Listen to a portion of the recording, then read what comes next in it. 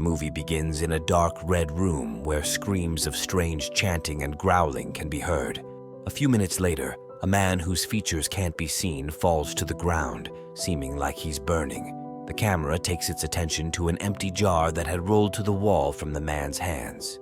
The scene changes, and we are taken to the city where a teenager by the name of Sam lives with her family. Sam is getting ready for school and checking her social media simultaneously. After getting dressed, Sam goes to the kitchen where her mother, Purna, is making the family breakfast. Sam takes a seat in front of her meal while her mother asks her to help her with food preparation after school for their special celebration of Puja Day. But Sam tells her that she was hanging with her friends and she would help her first thing the following day. A few minutes later, her father, Inesh, who had just come home from the night shift and who is much more lenient towards Sam, asks her about the driving test she failed for the third time.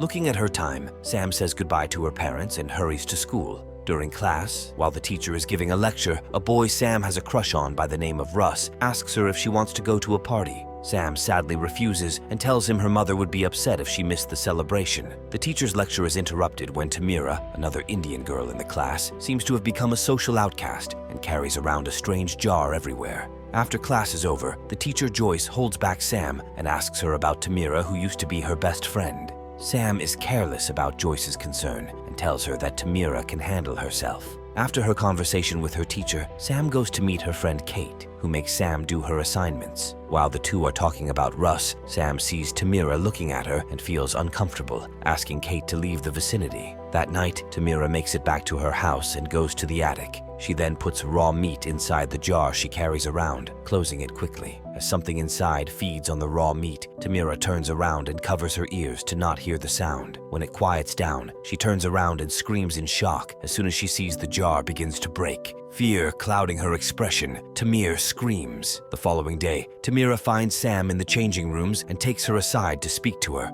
After making her promise that she would believe her, Tamira tells her that Kasam, a monster that their parents used to tell them tales about, was inside the jar she was carrying. Seeming erratic, Tamira tells her old friend that she has been trying to keep the thing inside under control and explains that it has always been hungry, then pleads for Sam's help. Sam feels sorry for the girl at first, but changes her mind when she hears the others giggling in the back and angrily breaks the jar in Tamira's hand. Shocked by the incident, Tamira leaves the locker room and has a panic attack. Sam feels bad about what she did and follows her to return the journal she had dropped. Sam finds the girl in a frightening state and hurries away to find help, while Tamira screams for her not to go. After Sam leaves, Tamira feels something brushing her hair and then drags her out of the school unseen. When Sam returns with Joyce, Tamira is nowhere in sight, which forces them to contact the girl's mother. That night, while the police are searching the school, Joyce tells Sam that Tamira's mother was filing a missing persons report. Before she leaves, Joyce tells Sam that she was the last person to see the girl and asks her if anything had happened between them, to which Sam answers it didn't. Tamira wakes up somewhere unknown, covered by a thin sheet. Breathing heavily, she hears the low growling of the monster and tries to keep herself quiet. Suddenly, the sheet is removed and something invisible bites down on her hand, causing her hand to bleed and making her scream. The following day, Sam attends the celebration at her house, but still feels unsettled by what happened to Tamira. When her mother urges everyone to pray for the lost girl, Sam overhears one of the older women talking about a family that had stopped attending their events and took her father aside to ask him about it. Inesh explains that the family she was referring to had a son that everyone thought had a bright future, but without explanation, the boy changed. Inesh tells Sam that the last time he saw the boy, he was talking to something that wasn't there. Finding everything strange, Sam grabs the journal Tamira had dropped and leaves the house despite her mother's objection. Going to the school, Sam tries to get some privacy on the bleachers and goes through the journal. Suddenly, she feels something behind her and turns around, but finds the space empty. Seconds later, Sam gets a text from Russ about the party, and she decides to go. When she gets there, she sees Russ, who is excited that she decided to come. While they're having a good time, it starts to rain, forcing the kids to disperse. Sam hides out in Russ's car, and when he asks her why she looked so troubled, she tells him about Tamira and the journal belonging to another Indian kid who had killed himself. The official report was that the kid burned, but there was no fire. When he sees that it is important to her, Russ drives her to the dead boy's house so she can check it out firsthand. When they enter the abandoned house, they find the place in a mess. When Russ asked what had happened, Sam told him that the family's neighbors had heard screaming and called the police. When they arrived, they found the parents mutilated and found the boy's body downstairs. The two head up to the attic and are shocked to see graphic drawings on the walls made by the kid who died. Sam takes pictures of the drawing but is startled by police sirens blaring in the vicinity and rushes out with Russ, forgetting the journal in the attic. That night, after she goes to bed, Sam has a horrible dream about Tamira and wakes up gasping. Sitting up on her bed, she looks at her closet and sees that there is something that looks monstrous watching her. When she shines her light on it, the thing disappears but remains exactly in place when the lights are turned off.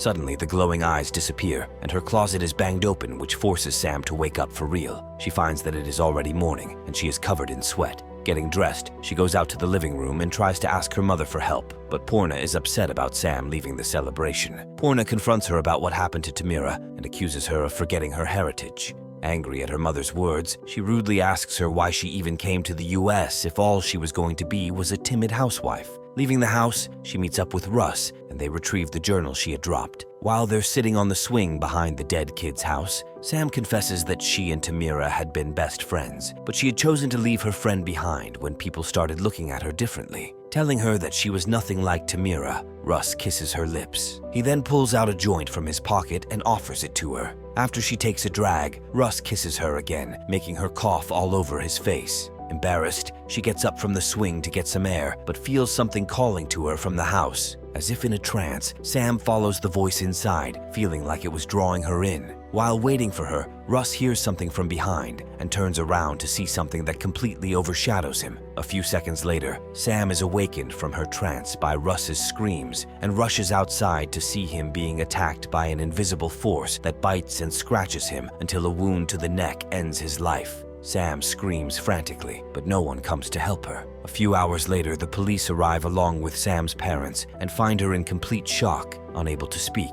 That night, while she tries to sleep, Sam hears her parents arguing about her, Purna telling Inesh that she doesn't even know who their daughter is anymore. The following morning, Sam tries to go to school, but her father gently stops her and asks her to join the conversation he was having with her mother. Inesh tries to ask her what happened with the boy, but before she can answer, her angry and traditional mother tells him that Sam wasn't going to say anything, which aggravates the child, making her stomp back to her room. That night, Sam had another horrible nightmare that kept her up all night. The following day, Sam goes to the school to speak to Joyce and tells her everything that has been happening to her, including what she found out about the monster chasing her. Joyce promises to look into it, but asks Sam to take it easy in the meantime because she looks exhausted. Suddenly, Sam thinks she saw something behind Joyce and begins to scream, running out of the school. That night, Sam gets a call from Joyce, who tells her that she had done some research and found some answers. Joyce explains that in eastern India, there was a myth about an evil spirit that feeds on the flesh and souls called the Pishach. Hearing the tremble in Sam's voice, Joyce offers to come over to her house, to which Sam agrees. Once she finishes with the phone conversation, Sam goes to speak to her mother, who is startled by her daughter's gaunt look. Sitting down at the table, Sam tells Purna everything that has been happening to her ever since Tamira's disappearance.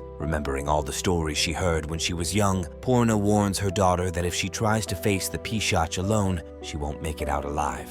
Looking at her mother with eyes full of fear, Sam asks her what they can do to help Tamira. Getting up from her seat, Purna gets the food out of the cabinet and tells her daughter that if they want to summon a dark spirit, they need to make an offering. Back at the school, Joyce is getting ready to leave and goes to the bathroom to wash up. When she turns the light off to leave, she senses something inside her and becomes startled, running out into the hallway. The monster follows and attacks her, causing her to flee and hide in one of the lockers. The creature continues to pursue Joyce, leaving her bloody on the ground. At her house, Sam and her mother prepare a feast for the dark spirit and say the chant they found in the journal. After a few minutes of chanting, Sam remembers that Joyce had said she was coming over and checks her phone, shocked to find a panicked voicemail from Joyce telling her that the creature is real and urging her to run. Suddenly, they hear the door being unlocked and go to see who it is, Purna holding a knife and keeping her daughter behind her. The two sigh in relief when they see Inesh come through, but their relief changes into shock when the monster attacks him, raising him from the floor and throwing him aside, gnawed and bloody.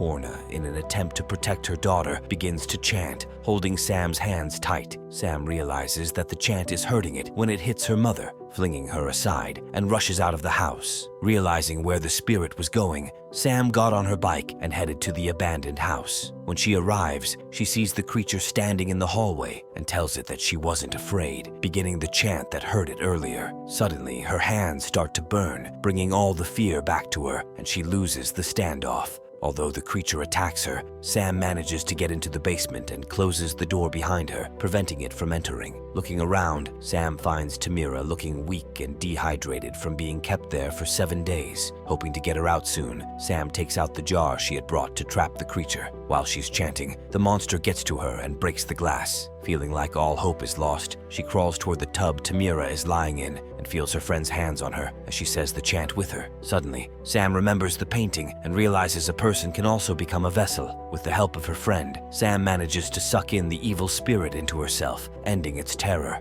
A year later, Sam and her family, as well as Tamira and Joyce, are gathered around the dining room table to make an offering to the spirit. In front of Sam is a plate full of raw meat that she must now eat all the time to keep the creature at bay. After sharing the meal, Sam walks Tamira to her house. Tamira hugs her friend and asks her what would happen if the monster got out. Looking at her with determination, Sam tells her that it will never get out because she won't let it. As she watches Tamira walk away, Sam feels the weight of it all, and a single teardrop falls from her fearful eyes. And with that, the movie ends. The beast has been kept contained for a year, but is Sam strong enough to store it forever, or will the Soul Eater consume her from the inside out? Let us know of your thoughts in the comments below.